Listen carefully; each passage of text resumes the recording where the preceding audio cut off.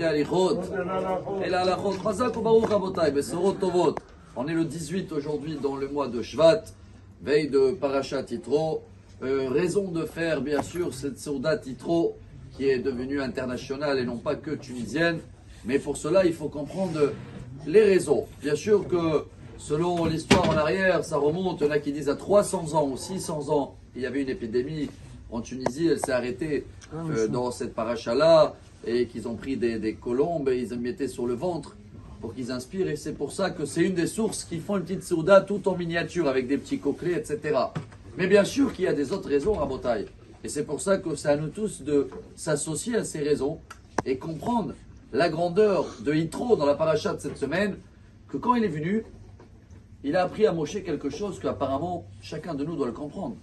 Quand il a vu Moshe depuis le matin jusqu'au soir, qu'il n'a même pas le temps de manger le pauvre, il lui dit: qu'est-ce que tu fais? Il a dit: chacun qui vient avec une question, ce sera une question d'un shekel ou d'un million, ou des histoires de famille, et je les écoute. Il lui dit: Navol tibol gamata avec olamazé. Tu vas pas tenir la route, Moshe, il faut déléguer. Mais vous croyez que Moshe Rabbeinu, il ne savait pas qu'il faut déléguer? Nous, on ne sait pas dans la vie qu'on ne peut pas tout gérer. Un des messages très beaux, le rabbi de Lubavitch explique que pour Moshe Rabbeinu, il n'y a pas un shekel. Chaque juif, c'est un diamant. Il n'y a pas des plus petits, des plus grands. Alors, il faut se donner à chaque souci qui se présente, même de quelqu'un d'autre, se mettre à fond. Mais Yitro, qu'il avait raison. Hein. Et c'est pour ça qu'ils ont fait la fête tout de suite après avec un repas royal. Yitro, il a dit: bien sûr, Moshe, chaque souci, c'est important dans la vie. Mais si on ne délègue pas, et là je reviens pour nous, le roi David dans un Télim tunisien, 55, il dit: jette, délègue, lance tous tes soucis sur Dieu, et il va s'en charger, parce que si on se met tout dans la tête, on n'a plus le temps de manger, de faire le kiff et de profiter. Alors, une autre raison aujourd'hui, une raison chassidique pour la Seudat Yitro, c'est tout de suite après que Yitro il est venu, on vient de le lire là, ils ont fait Vayavo Yitro, Chotel Moshe, Lecho Lechem, ils ont fait la fête avec de la viande et tout. Alors pourquoi en miniature?